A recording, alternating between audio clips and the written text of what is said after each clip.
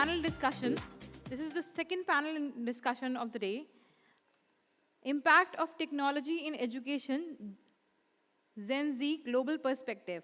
I would like to introduce our speakers for the panel. Dr. Jyoti Gupta, Director, Delhi Public Schools, Sahibabad, and K.R. Mangalam, GK2, Delhi. She is the moderator for the session. Ms. Seema Gupta, Officiating Principal, the Millennium School, Noida.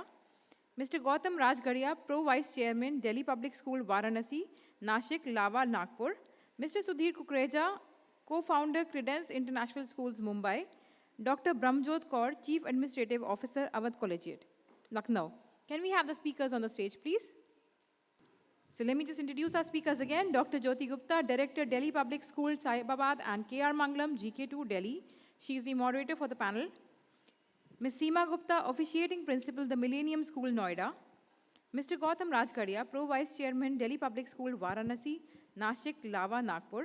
Mr. Sudhir Kukreja, Co-founder, Credence International Schools, Mumbai. And Dr. Brahmjot Kaur, Chief Administrative Officer, Awadh Collegiate, Lucknow. And let me just introduce the topic once again. Impact of technology in education, Gen Z, Global Perspective. Over to Dr. Jyoti Gupta now. So good afternoon, everyone, and a very warm welcome to everybody on the panel. It's a pleasure to be here and talking about the impact of technology. There was a debate always whether technology is good for the children, whether technology is going to replace the teachers. I think the debate is over. And the way the schools lapped up the technology and way this Gen Z has lapped up the technology, I think there is a lot of lesson to be learned here. And technology is here to stay. Technology is not going anywhere.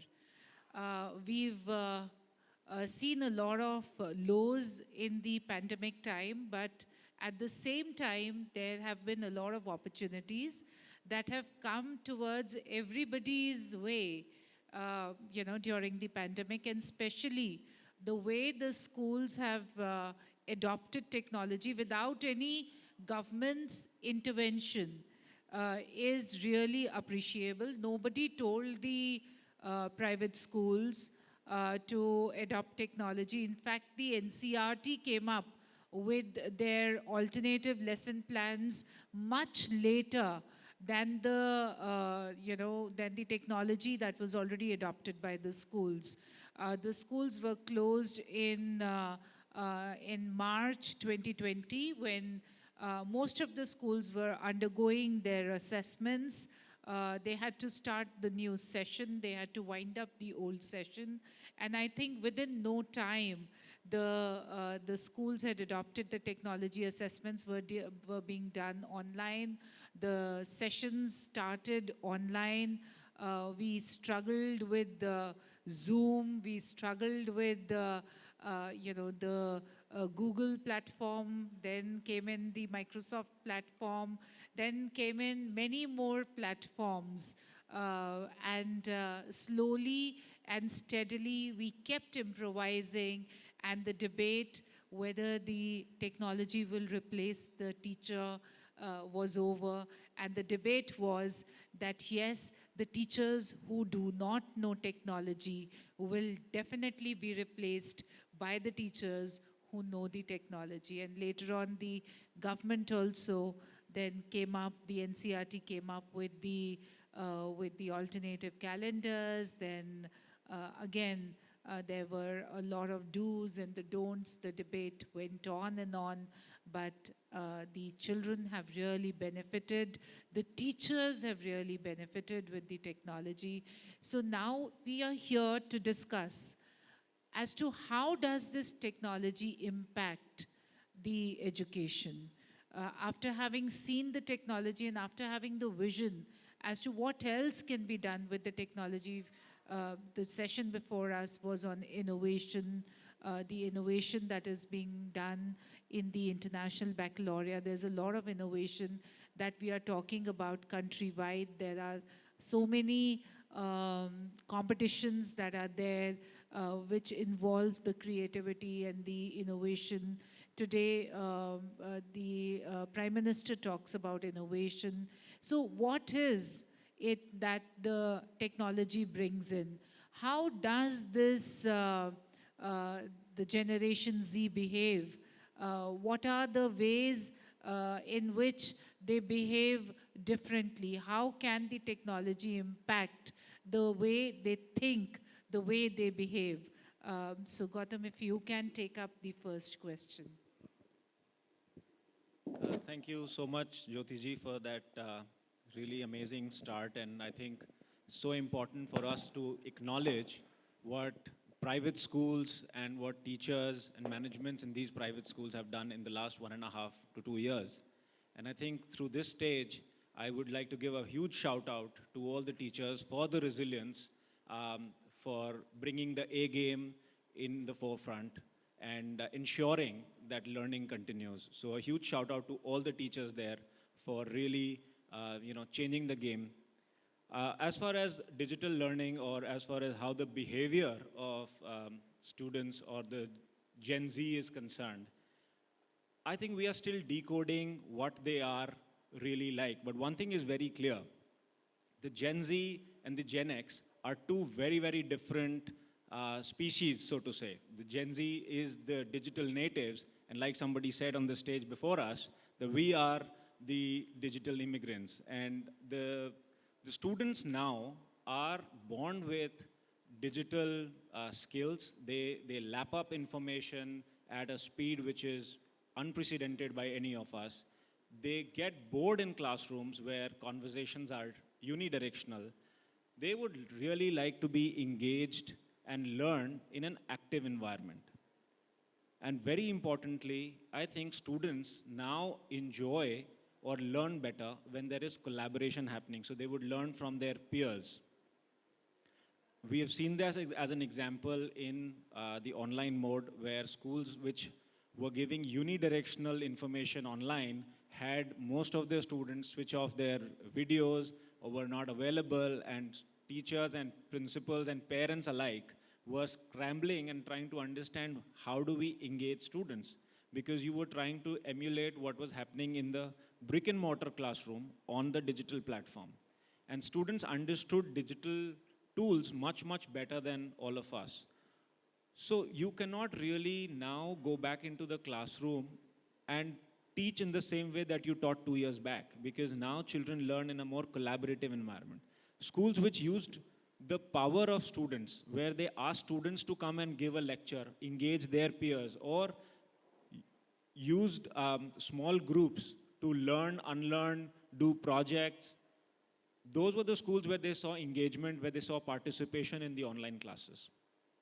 The second point is that students now need to know that their education is relevant and it is making an impact in the real world. It's so important for them to know how this math that they are doing right now is going to solve a problem of one of the SDGs. So it's so important for the students to know that their education is real. It has an impact into the real world. Thirdly, students now have information at their fingertips, so they don't want close-ended classrooms. They don't want classrooms where information is being passed on by the teacher. They don't want information. They have Google for that. They want the teacher to be the facilitator who asks them questions like, why did this happen? Or how did this happen? Not what and when. Because the whats and the whens are answered by the machines. So they really need the emotional involvement from the facilitators to engage with them meaningfully and to find purpose of their education. Why are we learning a particular thing? They really need to know, how am I going to apply that in the real world?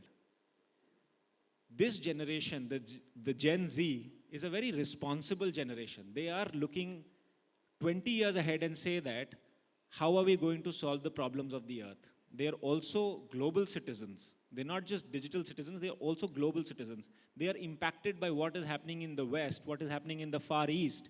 And they want to look within, in their countries, and say that, can we solve these problems for ourselves? Can we solve these problems locally? We have a beautiful program running in our schools called the Bal Janagrah programs. And in the Bal Janagrah program, it's an active student voice program wherein students try and solve a real problem in their locality. And when they do that, the learning, they themselves say that the learning has been so immense, they would probably use all their disciplines, math, science, engineering, technology, everything to try and solve that problem. And in my sense, that is the real education. And that is how you can engage with this Gen Z. I think also very important to understand that this generation would respond only when they find that the education is real. They will not respond to a textbook chapter just for the sake of marks. So we as educators need to change our game and go to these students and say that why this is valid and why this is applicable to you. Absolutely. I think the two things that you said, engaging the children is very important, because if you just show them and you tell them, they will forget. But if you engage them and the teacher, instead of becoming the sage on the stage, becomes a guide by the side and gently takes the children through the journey of learning, self-learning. Metacognition is very important today. Their engagement with making the connections with the real life world is very important. So if they are learning the mathematics problem, where is that mathematics problem in the play field, on their cell phones, where is it that they can apply to, is very, very important. And problem solving, critical thinking, these are the skills which are also defined in the new education policy. And for us, it was a double whammy, I would say. The pandemic teaching us and the expectations of the new National Education Policy 2020 both came in at a time where we were standing at a cusp of a lot of innovation and creativity. So let me come to you, Dr. Brahmjot, where Mr. Rajgaria was talking about, engaging the children, where he was talking about making connections, problem solving, the skills that the children should have. What do you think, what kind of curriculum, and we just saw the presentation on the International Baccalaureate, we are all running the schools with the CBSE and ICSE also. So what do you think the curriculum should be? What kind of a curriculum should be created for this Gen Z where technology becomes an integral part? Because again, the new National Education Policy is talking about a lot of technology for the children. We are talking about a lot of data. We are talking about data analytics. We are talking about artificial intelligence. So according to you, what kind of curriculum should we be looking at? Thank you so much, madam. And first of all, I would like to thank ELITS for inviting us as panel speakers. And as sir has mentioned, that it was a tough time for all the educators around the country and across the globe to cope up with the kind of situation we all were facing. And we being a school with low fees in the city, but maximum number of students, we were also facing a lot of issues in terms of digital literacy hitting us hard during these times. And so I would like to start where the curriculum, first of all, should focus a lot on technology. That is, digital literacy is very essential for our students, and that should, first of all, tell our students how to create their own presentations, their own, forms of meets. So I just realized that during the pandemic, children started creating links on behalf of their teachers. They learned how to use Gmail. They learned how to use make presentations. Even the primary students, they also learned it very fast. So digital literacy is most important, which should be a part of our curriculum. And it should not only start with the basics of digital literacy, but should go up to the point where the child learns how to create websites and, artificial intelligence, augmented reality, robotics, all these things, learning of Python. all these things should be included in the curriculum as a part of digital literacy. That's most important. After that, I personally feel that skill-based education, which has been a part of our latest national education policies, that is very, very essential, because skill-based education is now divided into subjects like sales, HR, marketing, entrepreneurship, and hospitality, and diet, nutrition, food, wellness. So the child from very beginning, that is class 6 standard, they will learn that what field they want to choose for themselves, which skill do they want to develop in themselves, and also they can also choose disciplinary approach for their studies. So this will not only help them later after their school life, but will also help them figure out as to what exactly they are excelling in. So this curriculum should be, first of all, digital literacy is very important. Then skill-based curriculum is very important for our students, wherein they should decide for themselves at a very young age that what they want to exactly do in their lives, and accordingly they should choose their subjects, and then they can go ahead and segregate later on by the time they reach 11th standard that exactly what they want to do. And apart from skill-based curriculum and digital literacy, I also feel that 21st century skills must be implemented in the curriculum, that is creativity and innovation, problem-solving skills, employability, communication. Effective communication skills are very essential for all students. And media literacy is very important, employability is very important, accountability is very important. So all these are skills. 21st century skills comprises of 3 important skills, that is life skills, literacy skills, and learning skills. So they are all very, very essential for our students, and they must be inculcated at a very early age, from not only primary students, for also till senior secondary. So it should be implemented. I would also like to give a shout out to CBSE, who's doing a fantastic job in this field, because they have come up with portals like Nishtha, Diksha app, and for cybersecurity also they have come up with different applications where not only the teachers, not only the students, but we as management can also learn a lot.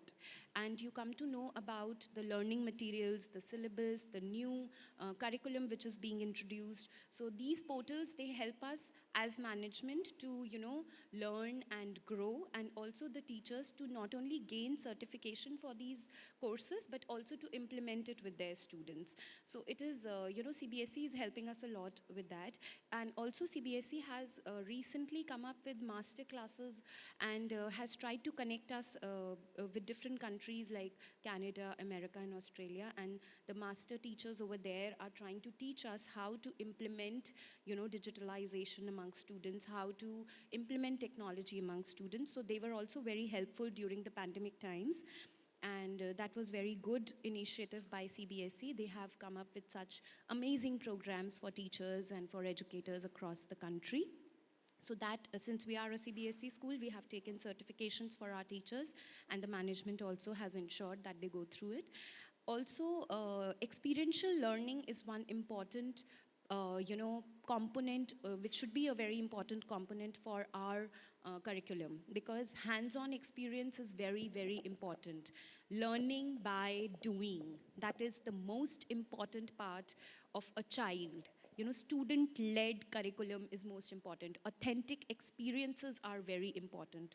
So these are certain things which I feel are very essential components of our curriculum, which have come up, but we as educators need to implement it thoroughly in our curriculum, and we need to ensure that we follow this so that it reaches to all the students aptly and appropriately, and we counsel them to the extent that they understand what exactly they want from their lives, and they are able to select the skills they want to, pursue further in their careers. So that was a very holistic view of what kind of curriculum should we have, and obviously innovative pedagogies to transact the inquiry-based curriculum is the need of the hour.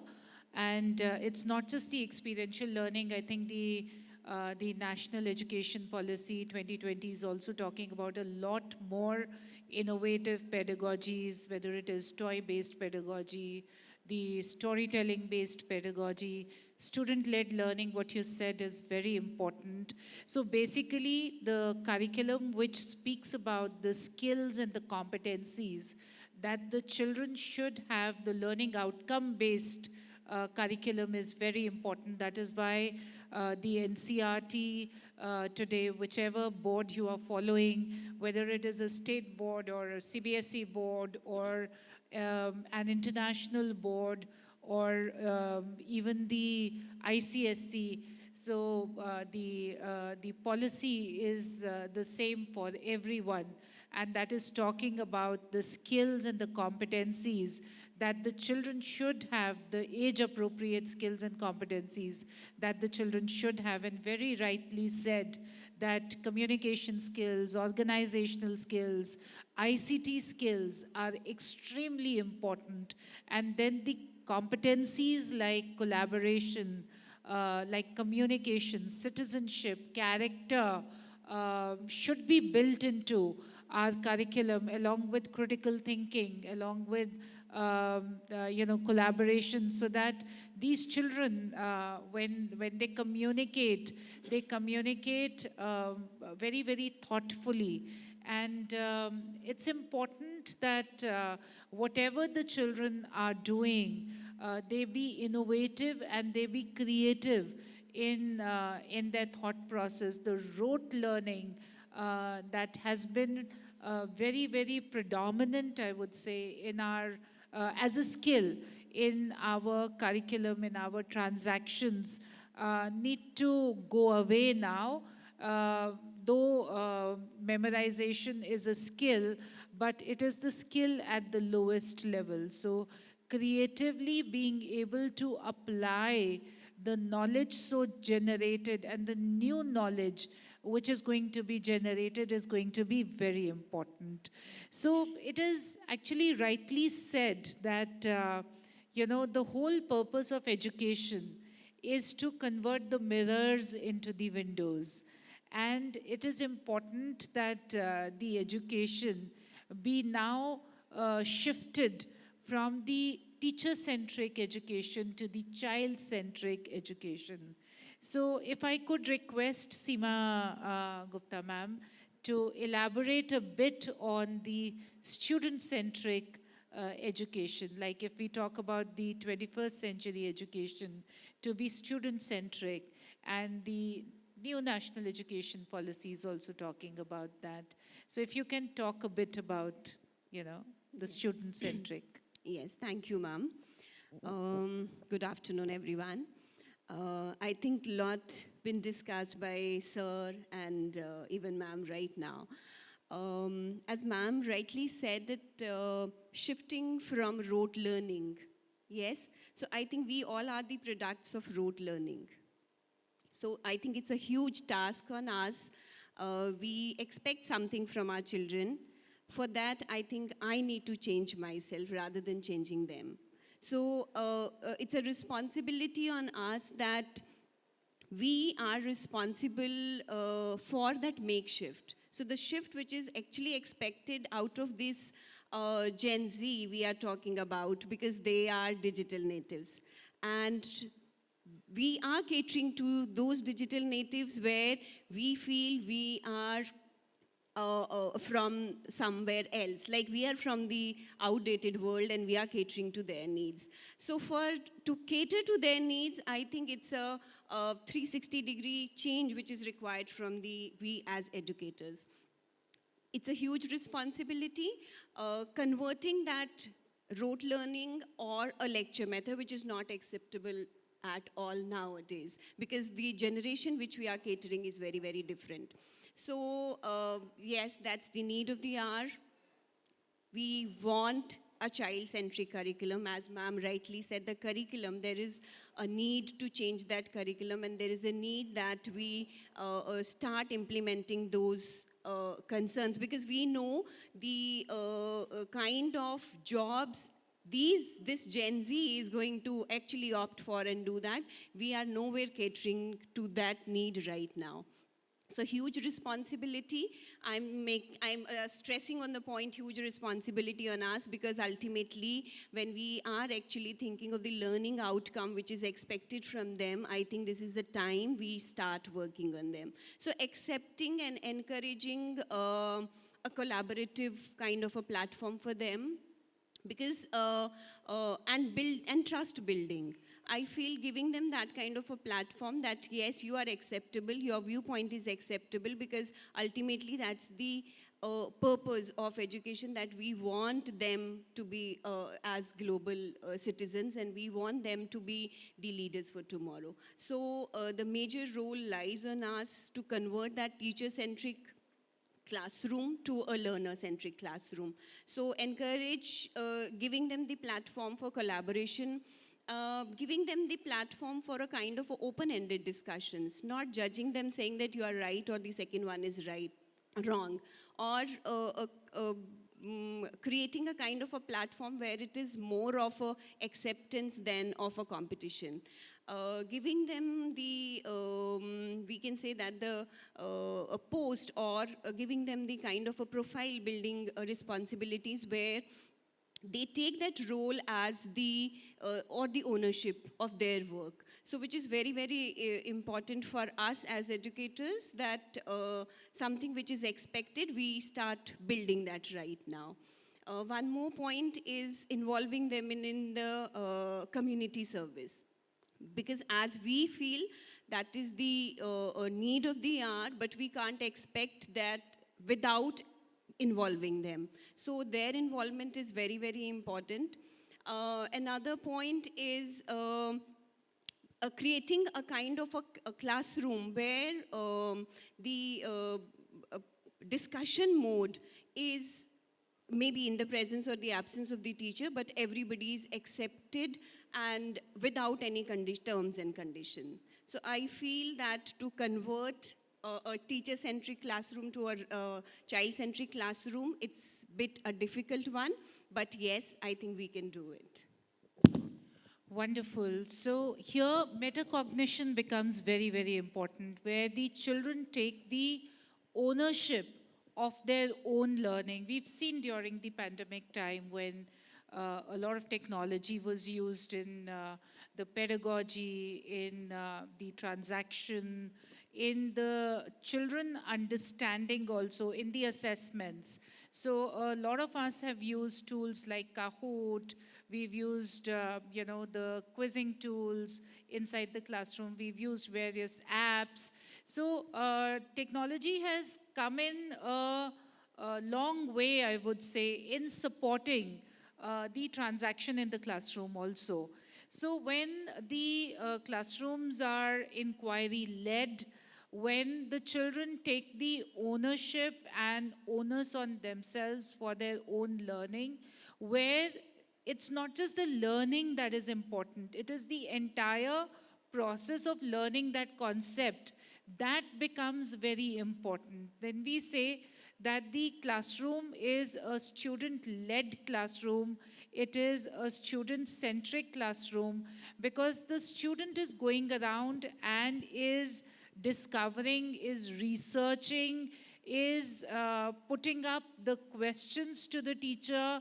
It is, the child is coming with a background knowledge of his own, and the class becomes more a place for discussion and for building the knowledge and for building the new knowledge.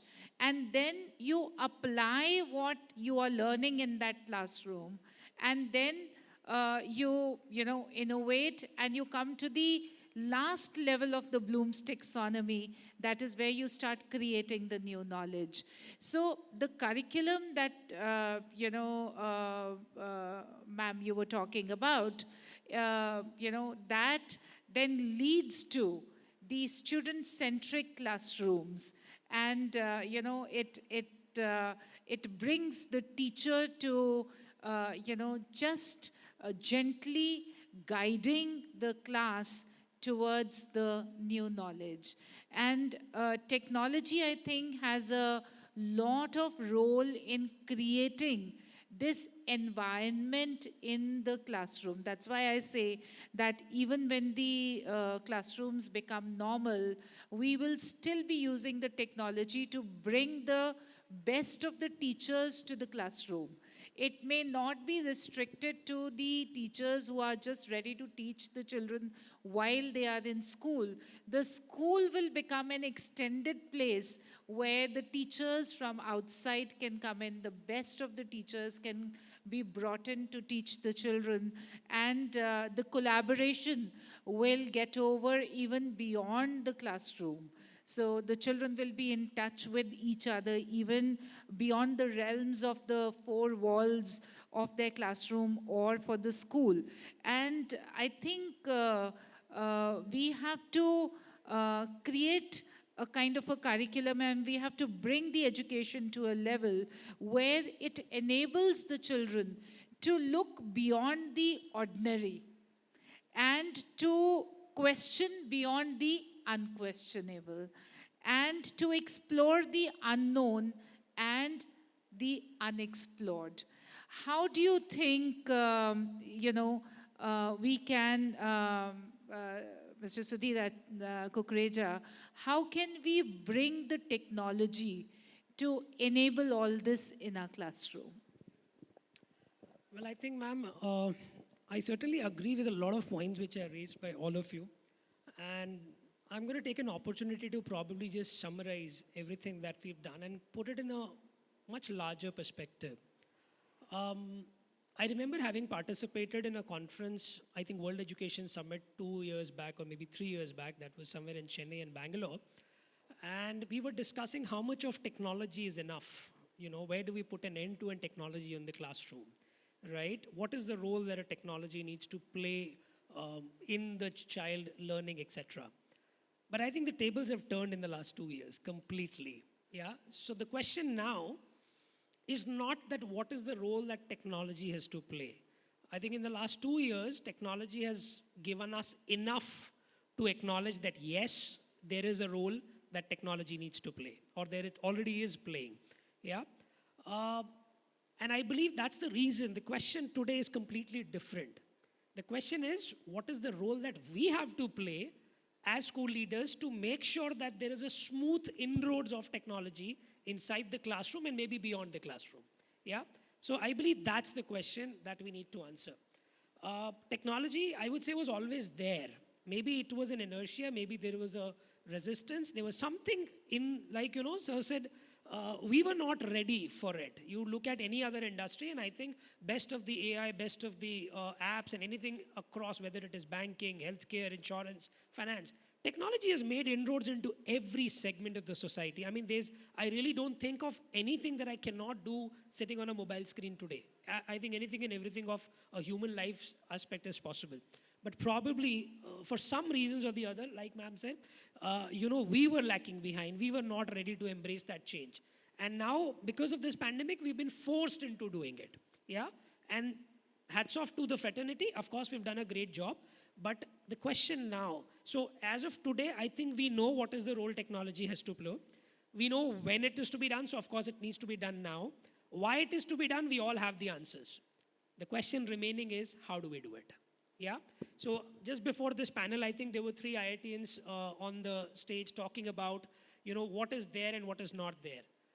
If they're hearing me, I think we all as school leaders have been, kind of served with, proposed with 1 million technology solutions, maybe in the last 2 years or 5 years. So there's no dearth of solutions today. The need here is, what do I choose and how do I choose? And when I choose that, how do I implement that?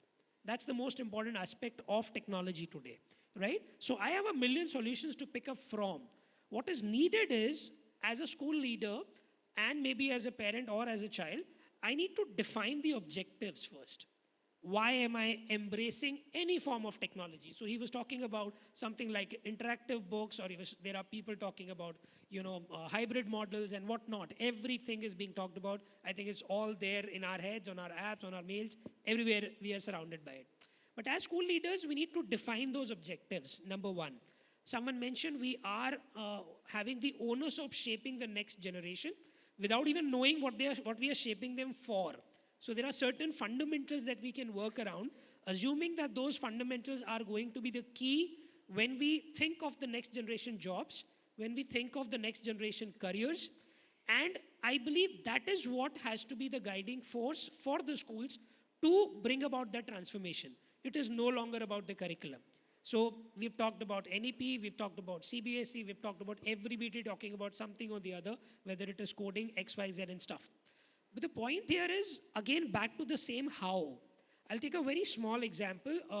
Last week I was sitting, trying to answer this how with a couple of my teachers across the schools.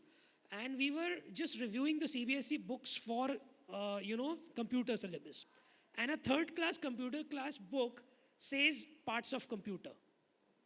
Now, I actually went back to my computer teacher and I said, okay, a third class child is a 8-year-old child. Do you think an 8-year-old child in today's time needs to be told what are parts of computer? My 5-year-old niece comes and says, your mobile is slow, it doesn't have the RAM, upgrade it. Yeah, so that's exactly what is the difference. That is Gen Z that you're talking about. They're born with all these knowledge. And we said, okay, so probably, I think before us, Mr. Roshan Gandhi was talking about the NEP and its relevance in the two different India. So there's an India which is there in the modern, metro cities, and then the other part which is being catered to by the larger government bodies, etc. So I think that vision needs to be divided into parts with objectives very clearly defined. Yeah, there is no, one solution fit all kind of a model. We'll have to work as school leaders individually. We'll have to cater to a diversified audience. We'll have to define our own house, right? Something that might work for me might not work for you. Something that's working for you great might not work for me. 7 years ago, I founded my first school in 2012. I mean, 9 years almost. And we were the second or the third school partner with Apple in India. And that point of time, my preschool parents came rushing to me, do you think it's a great idea to give an iPad to a pre-primary child? And today, I think we've got 1,000 or million parents coming to us. Okay, I need an online class. I don't want to send my child. The priorities have changed. The objectives have changed. They're no longer scared of giving the devices because they're anywhere there in the I can't imagine a child, whether in urban India or rural India, not holding a device for at least an hour or 2 hours every day. Or probably it'll be more than that, right? So that's something which has happened. You accept it or you don't. It doesn't matter. It's already there. So the point is we accept the reality, we define the objectives, bring clarity on the subject, and then go on to work on the house of it. And like I said, it's an individual exercise. There's no universal solution possible. Absolutely. The debate is over. The technology is impacting the lives of the students, and we all have to analyze how to improvise and how to make it more impactful, I would say. The same parents who were cribbing about a year back that the technology is spoiling the health of the children, both the physical and the mental. Today, when we reopened the schools, the parents don't want to send the children still to the school, and they are saying, why are you not continuing with the online classes? And why can't we still be hybrid in mode? And why do we have to send the children to school? So from there, we've been brought in here. So my next question to you, Mr. Rajkaria, is that we all know that the career choices for these children are going to change. And they're going to rapidly change every 5 years. And the children are going to be trained for a particular career, and that career will cease to exist. Or new careers, which we haven't even thought of right now, are going to come up. So how do you think we should train our children in our classrooms? Or what should our classrooms look like? And what kind of training do we have to give to the children? And what is the role of technology in it? And how can we ensure that the skill set that we are giving to the children is going to help them, cross all boundaries, and it is going to equip them and make them industry ready or career ready? Yeah, very relevant question, and I think for all educators today, This was something that was raised 20 years back by Steve Jobs, and who said that education, what we are teaching our children today, the internet age is going to come and it's going to get wiped out. And we can see that we have so many engineers who are not getting the right kind of jobs because they haven't been taught in the right kind of way. But having said that, I think as educators, it's very important for us to realize that we need to bring in the 21st century skills in our classrooms, where we talk about the 3 Cs, which is critical thinking, collaboration, communication, and all else is going to be taken over by the machines or by dummy bots. But these are 3 things which would shine any which ways in any kind of a change, even if the job requirements pivot and it requires for new skills to come in. Critical thinking, communication, and collaboration are always going to be handy for our students. So it's very important in our curriculum today to bring in these 21st century skills. How do we do that is a question that we need to ask and answer. One is we need to bring in more project-based into our classrooms. We need to bring in more real education into our classrooms. And if you look at, for example, say bloggers. Now, bloggers is something that has come up in the last 5 to 7 years, right? But somebody who was good, and that was not existent 20 years back, but you have 35, 40, 45-year-old people who are doing blogging very well. And that is because their communication skills, their expressions are so good. So these are the kind of new age jobs which are going to come up, which will require you to pivot on your existing knowledge. But that is only possible if you are making your classrooms, creative classrooms. And so you asked somebody about student-centric, and I just want to add a point there about student-centric classrooms is, we did an experiment in our school wherein we said that the most student-centric classrooms will be the classrooms where the teacher does the least amount of talking. And they are also the most creative classrooms because there is learning happening by the students for the students.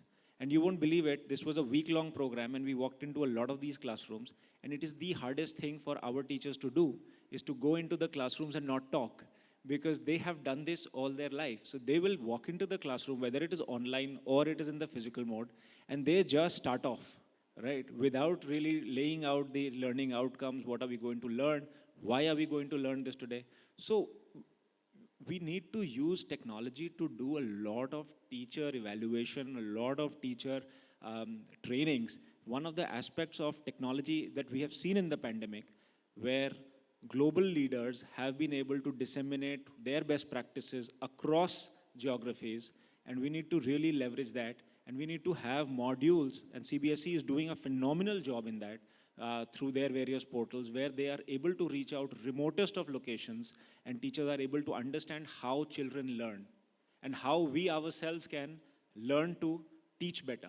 So I think creative classrooms is the way forward, wherein children are collaborating, children are thinking, and children are communicating in their own way. And kudos to NEP for bringing in the mother tongue approach, and I think that is a landmark decision by the National Education Policy.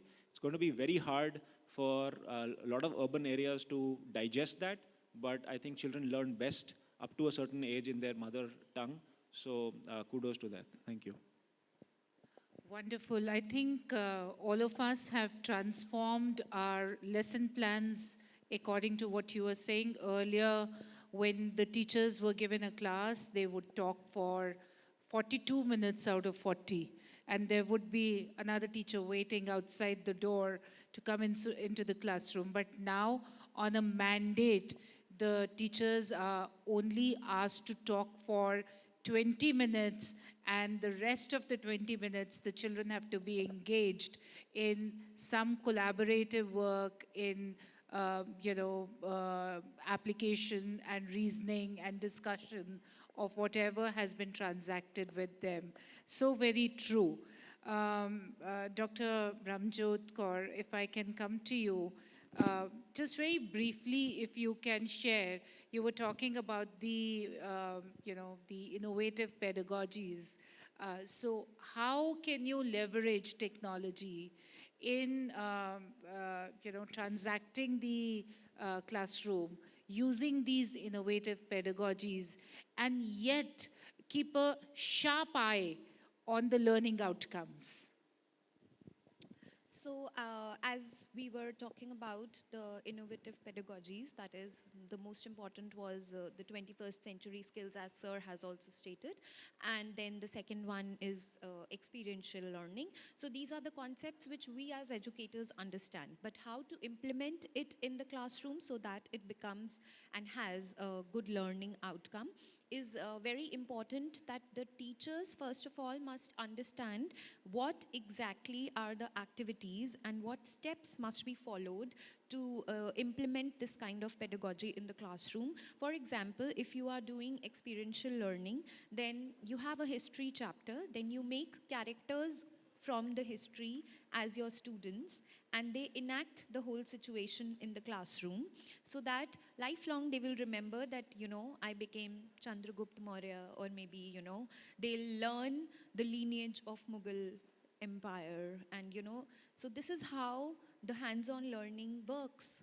And similarly, if you want to use technology for the same, there are tools, there are applications available. As I was initiating, that CBSE has initiated a lot of tools and applications for students to learn these kind of, new pedagogies. So those can be used by students and teachers both for learning these tools.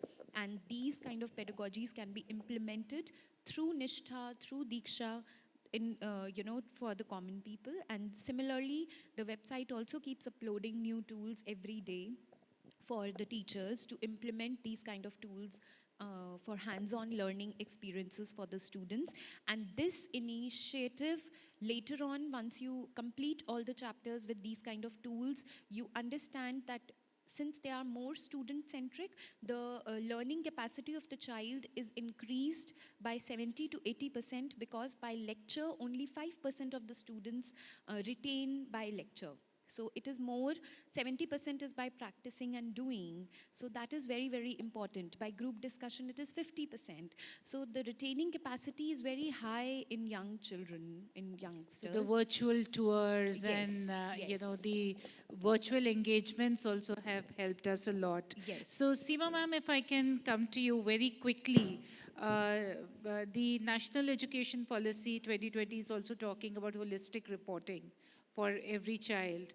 And technology, again, plays a very important role. We've seen so many people, present to us about how do you record about every child, and then while you are reporting, how do you holistically report? So can you talk a bit about the role of technology in reporting, very quickly? Yes, ma'am. It's, I think it is now in the NEP, but otherwise also, ma'am, schools are doing much beyond that when it comes to the role of technology and updating the data and all. So, all kind of the data, whether it is the starting from the classroom data, attendance, and then maybe the students' anecdotes and profile, and then maybe the assessments. So all it is easily possible, it is because of the technology. I remember we used to write the question papers like with hand and give it to the copywriter, because he used to type those questions long back, 2000. It came to 2002 when I joined another school, and they gave me the laptop saying that, ma'am, no more typing, it's your job and you have to do it. So we have realized that it was a stepwise transformation, but yes, without technology, I think it is not possible nowadays. Can you also assess using technology? Can you assess some skills using technology? Yes, ma'am. It's not just for the reporting purposes, but can you also assess some skills using technology? Let us say the collaboration skills or the Yes, ma'am. We have presentation all kind of AI tools now available all in our hands. So whether the child is sitting at home and whether he's doing or not doing, we all can assess their activities. Wonderful. Yes, we can. So, if I can come to you, Mr. Kukreja, how do you think the technology impacts the choice of careers for this Gen Z? How it doesn't. I think that's how I'd like to start. Practically, I think for last 20 years that I've seen people choosing careers, whether you go to an engineering college or you go to a medical college or you go to an art and, journalism and all those kind of stuff. Today you have more than 500 news channels, if I'm not wrong. So think about a person imagining journalism, specifically journalism, because everybody knows it impacts the life of an engineer. So the first choice of engineering today is IT or computer science, etc. That's a very evident. Why I'm talking about maybe something like, you talk about journalism, you talk about architecture, you talk about, so the way we used to do architectural drawings maybe 2 or 3 decades ago was completely different from what we're doing today. Ma'am talked about setting up a paper, a lovely example. You know what you were doing manually, now you're doing automatically. So if you look around your society, what you'll realize is that everything has actually been transformed. Right from my kirana store to my, a restaurant that I go to, the way they used to take orders is completely different. A simple KOT system in a restaurant is now replaced with an iPad clicking stuff, the way QR codes and stuff. So I think, and that is the reason I said, how is it not? It's impacting every possible choice in our life. And I believe it's high time we acknowledge it and bring it inside our classroom. You asked, Mr. Sir, how do we bring about that change in the classroom? And at the cost of, or at the risk of sounding literally outrageous, I believe it's high time we start thinking, do we actually need the classroom? It's time we went outside the classroom. Education is much beyond it. Absolutely. So wonderful. I think we've had a great discussion, and there is no debate actually whether the technology is impacting the classrooms or not. It is hugely impacting the lives of our children. And if we do not adopt technology as schools, as teachers, we are going to do a disservice to this entire generation Z who is born with the devices in their hands and who has so much to contribute to the nation and the world building. Thank you all of you. Thank you so much. Thank you, Dr. Jyoti Gupta. That was a wonderful session, in fact, and ma'am, you moderated really well. I would like to thank all our speakers once again for this panel. Dr. Jyoti Gupta, Director, Delhi Public School, Saibabad, and K.R. Mangalam, GK2, Delhi. She was the moderator for the session. Ms. Seema Gupta, Officiating Principal, the Millennium School, Noida. Mr. Gautam Rajgaria, Pro Vice Chairman, Delhi Public School, Varanasi, Nashik, Lava, Nagpur. Mr. Sudhir Kukreja, Co-Founder, Credence International Schools, Mumbai. And Dr. Brahmajot Kaur, Chief Administrative Officer, Awadh Collegiate, Lucknow. I would like to invite now Mr. Sunil Kumar, our Senior Manager, again on stage to present a token of gratitude to all our speakers today. Can we have the mementos for all our speakers?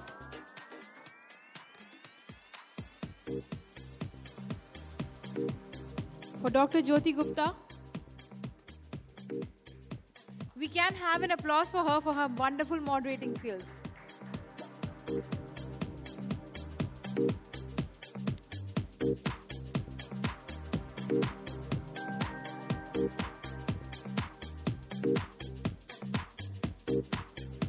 Ms. Seema Gupta, Officiating Principal, the Millennium School, Noida.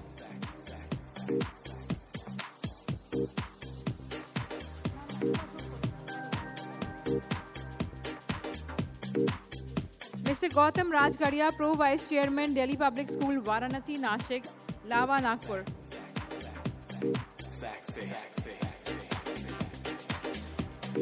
Mr. Sudhir Kukreja, Co-Founder, Credence International Schools, Mumbai.